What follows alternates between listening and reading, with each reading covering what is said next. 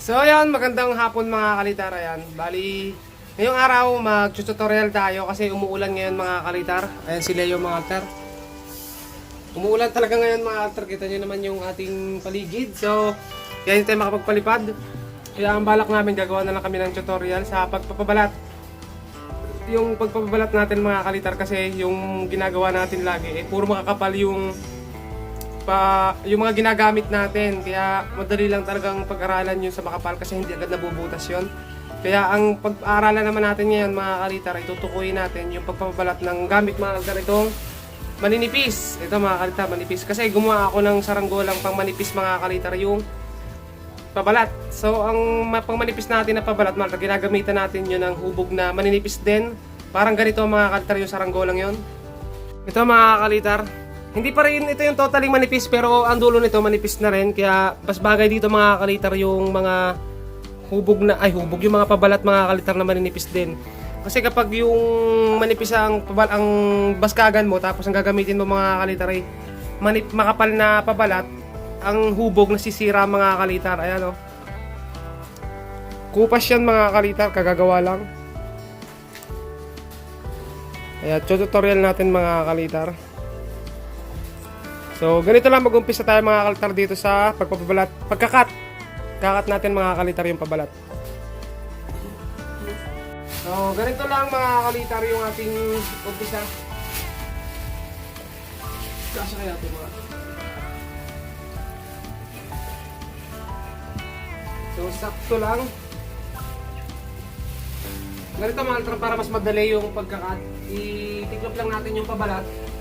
Tapos patong natin to. Saka natin ikat. Parang mirror mga kalilap. Kalilap. Kalitong. Parang mirroring mga kalitar yung gagawin natin sa pabalat. Ganyan. Ganyan lang. Tapos kakat na natin yan mga kalitar nung nakaganyan. Ibaba na natin to. Para hindi mahirap mag-cut mga kalitar, para pantay na lang.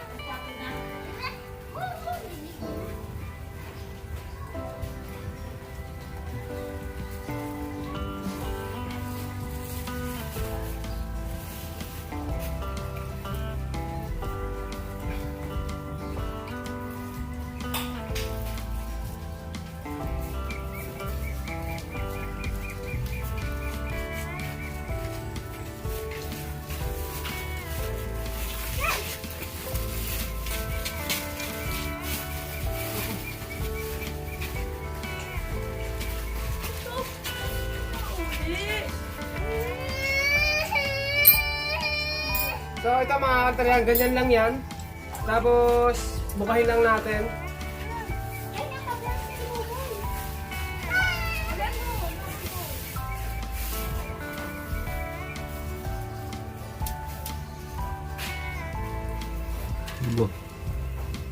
Ganyan lang mga kalitar kadali. Tapos saan ba mag-uumpisa mga kalitar ng pag-cut o pagkakapit? O dito lang yan mga kalitar, pero sindi muna tayo ng katol. Grabe, ang gulo na ng gamit natin mga kalitar.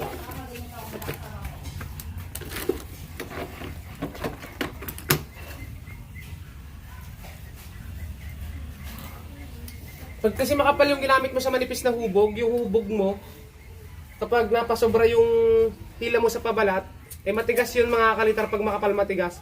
Pag nahila mo, hindi mo napapansin yung hubog ng ginawa mong saranggola sumasala o nawawala sa align.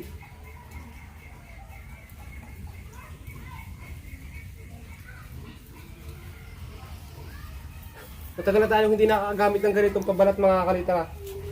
Yan, kahit itutok mo na lang dito. So dito naman tayo, yan, ganyan. So ganito lang mga kalitar, dito tayo magkakat dito sa may salagunting mga kalitar. Yan yung salagunting. Ito yung salagunting mga kalitar. Tapos cut lang dito. Sa may pinakadulo ng salagunting.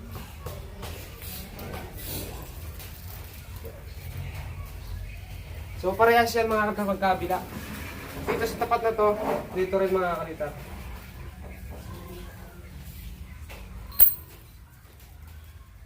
Matapos ano altar, i-spot natin ang katol.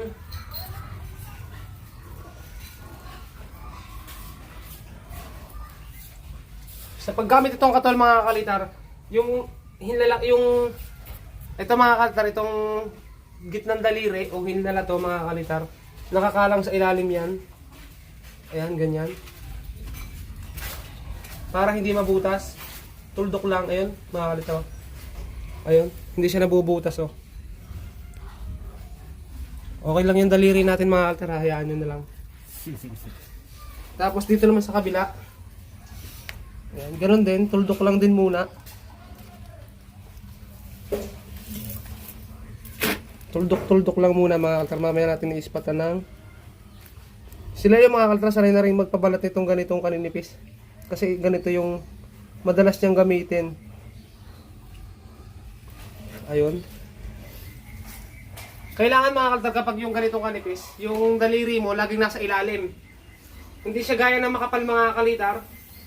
Ang makapal kasi kahit walang sapin sa ilalim, pwede mong tuldukan ng katul nang hindi nabubutas. Pero ito mga kalitar, ganitong kaninipis, kailangan lagi mga kalitar merong sapin sa ilalim. Tapos ito pa mga kalitar, matapos doon sa may salagunting, dito naman tayo sa may pinakapitan. Ito. Dito tayo ngayon magkakat. Ayan. Ulang natin. Ayan. Dito sa may pinakapitan. Ganyan lang.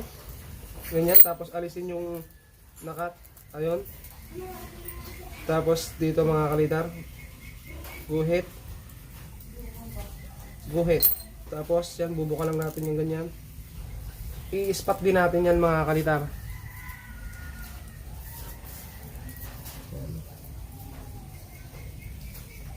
Spot din. Ang tawag sa saranggola ng ito mga kalitar ay puwet kupas.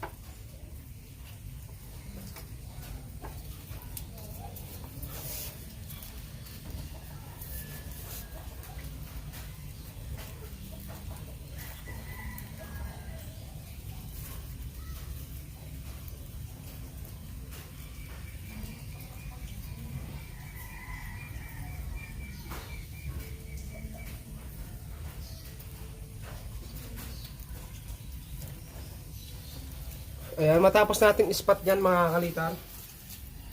Ganyan. Dito naman tayo mag-uumpisa mga kalitar ulit ng pagkat. Dito sa may pagitan ng puwet mga kalitar dito. Okay ba natin ulit yung pabalat. Tapos cut dyan. Ayan. Ganun lang. Bukahin. Pag nabuka mga kalitar yan na yun. Tapos ito mga tutupin natin ganyan. Pag naitupi natin, hindi tayo dito magtutuldok mga kaltar sa gilid. Lalayo lang natin ng konti dito. Ayan. Okay, kung anong ginawa natin dito sa kabila, ganoon din dito mga kaltar sa kabila. Dito. Ayan.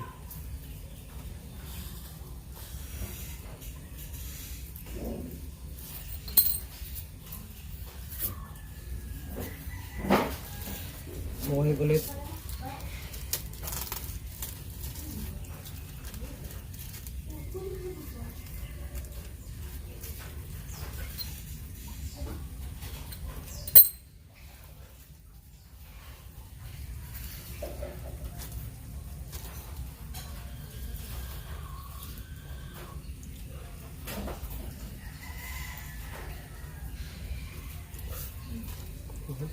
Matapos natin may cut yan mga kaltar at may dugtong, matuldukan ng katol.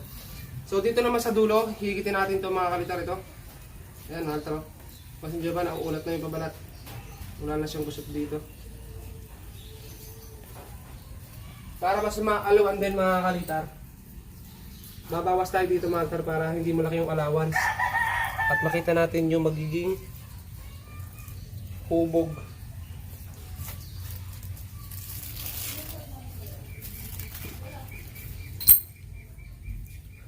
ganyan lang. Tapos bagting dito. Ayan. Pag nabagting mga kalitar yan, pwede na natin siyang tuldukan ulit ng katol.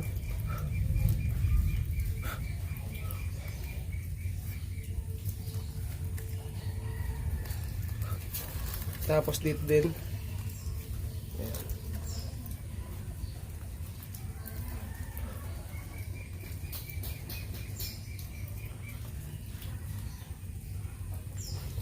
Ayan. Papasin nyo Walter pag hinila natin to, ayan o. Kita-kita na yung pabalat nating unat. Pero hindi mo natin itutuloy ito kasi mag-i-spot pa rin tayo dito sa kabila. Saka natin siya ipupull na. Kung sa welding mga kaltar parang full weld. I-spot din natin itong mga dulo, itong dulo.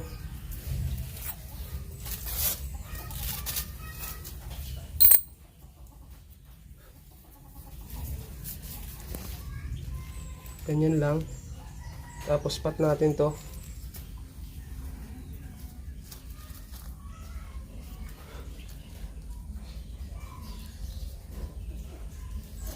Tapos to din kabila.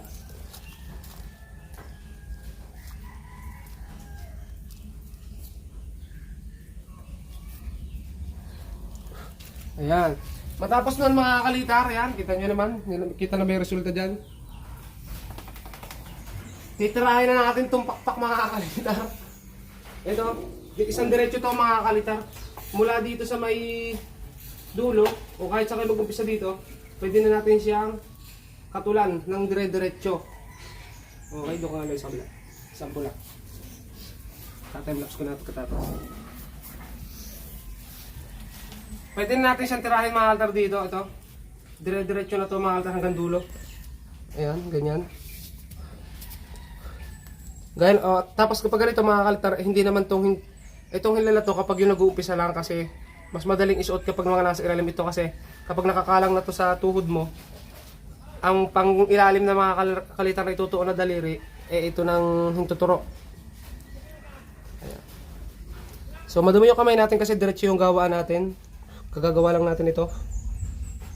Ayan, tuldok, tuldok, tuldok, tuldok, tuldok, tuldok ulit. Tuldok lang ng tuldok, ayan. Pakita mo. Tutok mo. Hindi yan nabubutas mga kalitar kapag may nakakalang na daliri sa ilalim. Okay? So, ganun lang mga kalitar. Napakadali. Ganyan lang. Ayan. Ayan. Dire-diretso lang. Tapos, i-timelapse na natin to mga kalitar. Tingnan natin kung ano magiging resulta.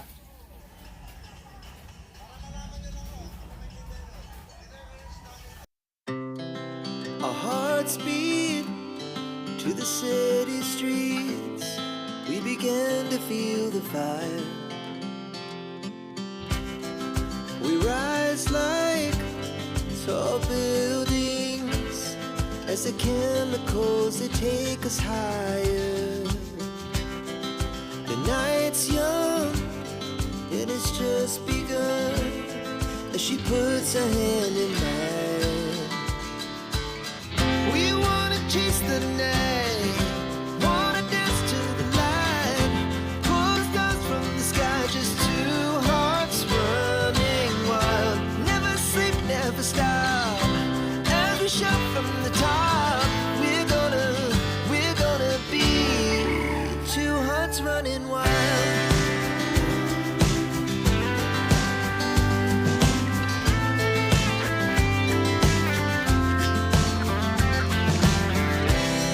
Now the morning is the afternoon. We lay awake in bed. The glass so loud as the hours pass. We're gonna do it all again. We wanna chase the night, wanna dance to the light, pull stars from the sky, just two hearts running wild. Never sleep, never stop, as we shout. Kaya na mga kalitar yung saranggola nating wet kupas na ginawa. So yan yung naging hubog niya at itsura mga kalitar ng napabalatan. Napakakinis mga kalitar ng pagkakahubog. Yan mga kalitar. So ganun lang mga kalitar yung pagpapabalat. Napakasimple lang mga kalitar. Ayan mga kalitar, ganyan lang yung pagkapabalat natin sa manipis.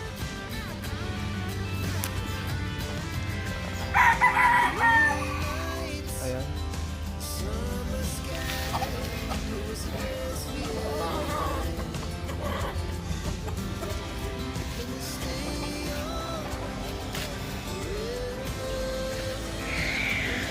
Nabot tayo ng hapon mga kalitar. So sana nag-enjoy kayo sa pagpapabalat natin yan. Napakasimple lang naman mga kalitar no, na sana may natutunan kayo sa pagpapabalat natin ng manipis na pabalat mga kalitar. So ayan, may model pa mga kalitar. Totoo. Hindi lang namin matest play mga kalitar, pero kung may hangin pa kahit hapon na test play namin to. Kaso katatapos lang ng ulan mga kalitar, kaya naggawa na lang kami ng tutorial sa pagpapabalat. Kaya ayan mga kalitar, maraming salamat. Hanggang dito na lang ating videos. At ayun, subscribe mga kalitar. Bye bye.